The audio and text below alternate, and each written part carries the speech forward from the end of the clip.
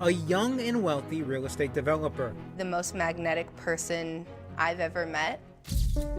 With California dreams. He was larger than life. Turn nightmare. Tim walked across the street and collapsed. Immediately, we started a homicide investigation. Now a father is on a mission to solve his son's mysterious murder. We have a good timeline up to the time that he was last seen. And Crime Watch Daily is right there by his side, looking for answers, retracing Tim Egan's final steps. The scuffle starts here and then takes place across the street. Yes. 32-year-old Tim Egan is a trailblazer. He was just really a leader, focused and driven when he was working on a particular venture. And according to his friends and family, a natural-born entrepreneur. He started an online business selling car accessories. A couple of months after that, that grew, by the time he was 15, that grew into a large enough business where he had a daily UPS pickup at our home. So he was very successful with it. At 15? At 15.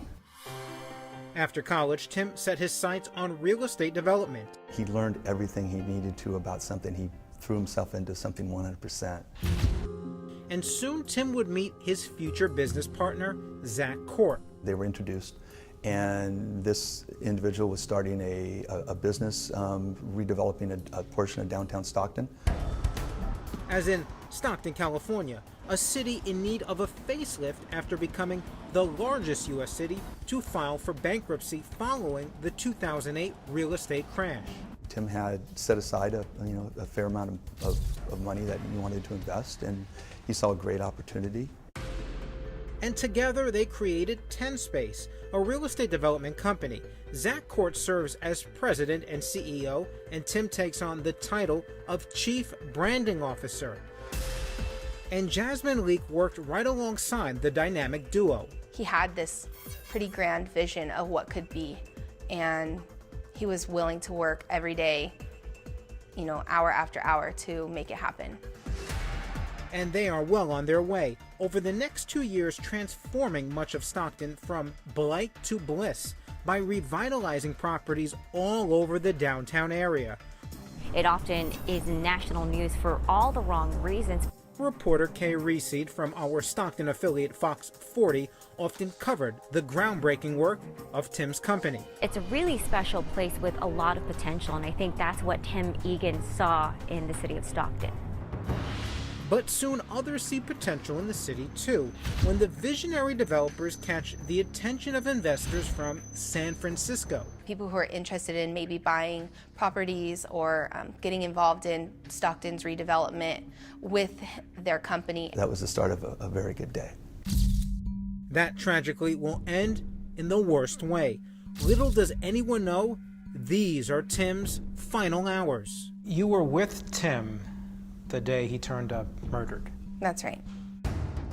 Jasmine spends the day with her boss and potential clients for an afternoon of fun, including food trucks and live music set up outside one of their buildings.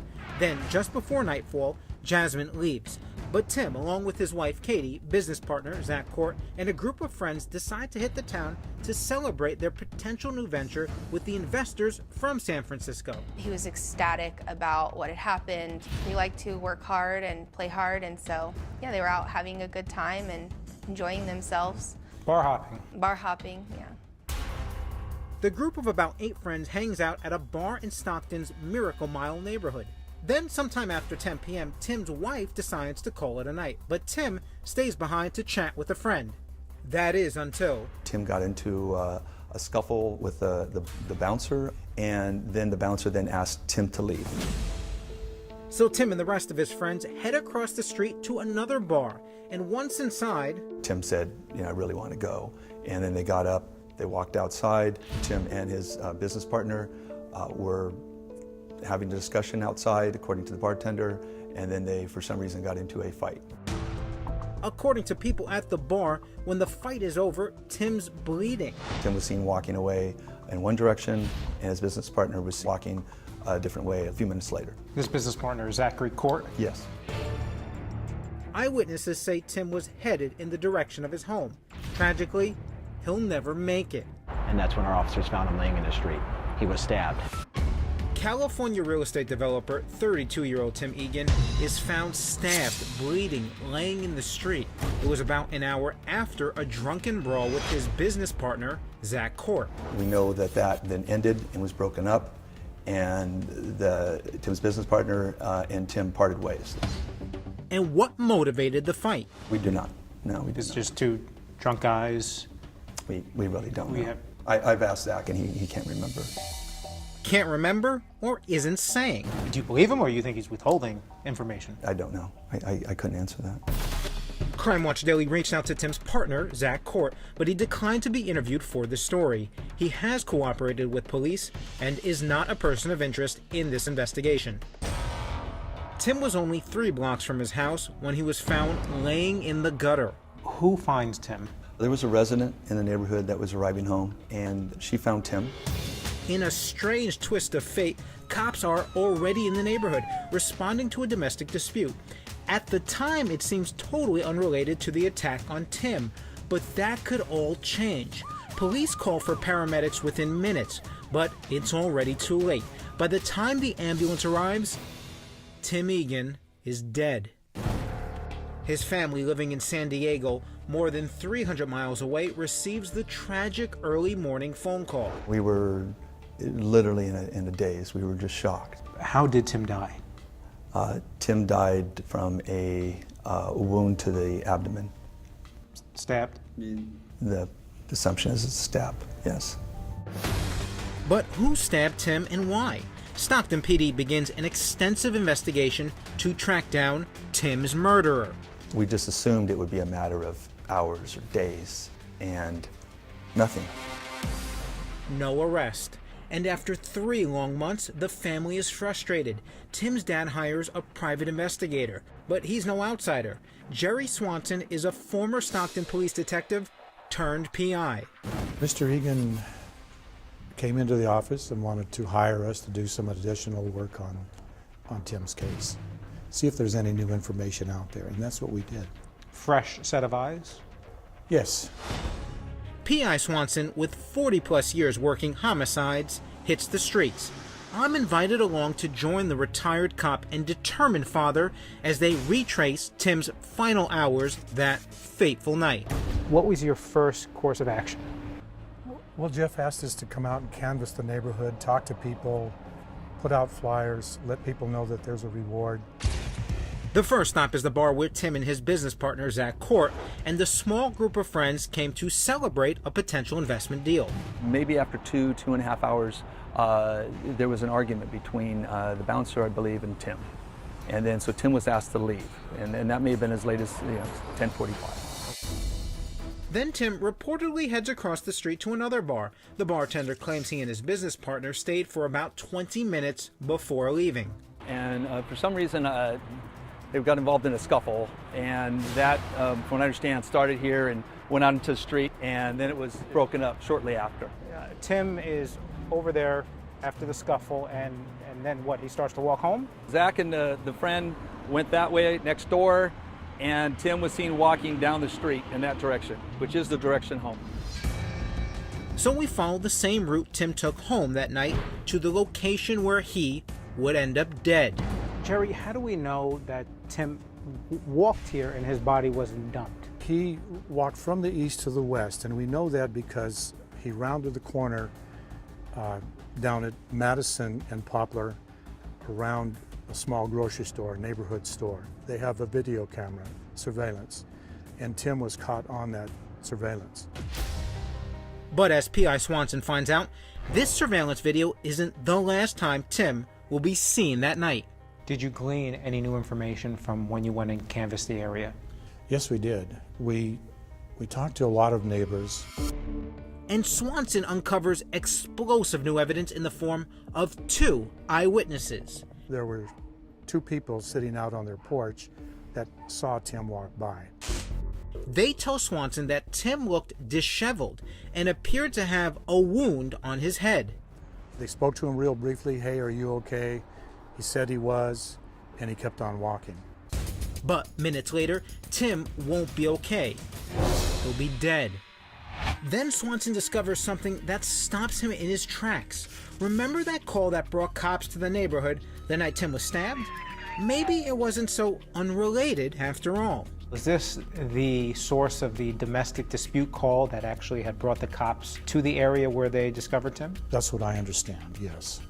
Neighbors tell P.I. Swanson that after Tim's body was discovered, a woman joined them on their porch. And just who was this mystery woman? Turned out to be the lady from the domestic violence call. And neighbors say she goes on to tell them a disturbing story about her boyfriend and Tim. The lady said that the boyfriend was in an altercation with Tim across the street, and he walked over to this location and collapsed and apparently died here. He just seized up and laid down, her words. That Tim just seized up and laid down? Mm-hmm. According to Swanson, this information is a game changer for the investigation. It indicates that these two people, if this lady was telling the truth about being there with her boyfriend, that they were on scene about the time that Tim was murdered, or that Tim collapsed. Swanson says he can now prove this couple, the two people involved in the domestic call, are the last two people to see Tim alive. He points to the police logs from that night. They're in black and white. It's a shocking timeline of events. At 1:29 a.m., Stockton police officers arrive on Poplar Street responding to a domestic disturbance call. Then, at 1:54 a.m., the logs show cops respond to an unresponsive male, who turns out to be Tim Egan. It's happening around the same exact time when Tim is walking through the neighborhood. According to the police logs, these two incidents were less than 30 minutes apart and mere feet away, happening on the very same street. Coincidence? Seems coincidental, at least. But when P.I. Swanson attempts to talk to the couple in question, nobody knew who they were. That's right, no one knows their names, and making matters even worse, they moved out of their apartment shortly after Tim's murder. Despite not having the couple's names or a known address, Swanson keeps digging. With some further investigation with property management, the address, who was living there at the time, we came up with the names of the people that were living there. After that, the persistent PI finds the couple's photos on Facebook, along with a new location. They had moved to Nevada. So they moved out of state? Yes. In a totally separate incident, Crime Watch Daily has uncovered this same couple has been involved in another domestic dispute involving a knife. The woman was arrested and accused of cutting her boyfriend with a meat cleaver. Investigator Swanson tracked down that couple and shared his findings with former colleagues at the Stockton Police Department. They've been receptive? Yes, and recently the detective has gone over there and interviewed both of them. What he found out, I don't know. But I would like to know what cops found out from this mysterious couple now living in Nevada. So I pay Stockton PD a visit. We're going to go inside, see if we can meet with their public information officer to determine if anyone can come out here and just give us some comment on the investigation, the status. We'll see what happens. Shortly thereafter, Stockton Public Information Officer Joe Silva meets me out front for an interview. Somebody out there knows something, right? Somebody out there definitely knows something. And could it be the couple in Nevada? There was definitely that incident that occurred, and our investigators have been working with the involved people, trying to piece together exactly what they saw and what they heard. But at this point, it still hasn't generated any type of new information that would help us find and identify a suspect in this case. According to police, the couple in Nevada, neither the man nor the woman are considered suspects and have never been charged in connection with Tim's death. Despite the frustration in trying to find his son's killer, Tim's father continues to push for answers. I think somebody saw something, somebody knows something. I know your show has millions of viewers, and I know that, and I hope that one of those viewers is the right person. The family is now offering a $40,000 reward. Until Tim's murder is solved, his loved ones are having a hard time living with the heartbreak. What do you miss most about Tim? Everything. I think when I see my grandsons, Tim's two nephews, and I realize that they're only going to know their uncle through stories. and through photos, and it's just not fair. Anyone with information about the case is asked to call Crime Stoppers at 1-209-946-0600.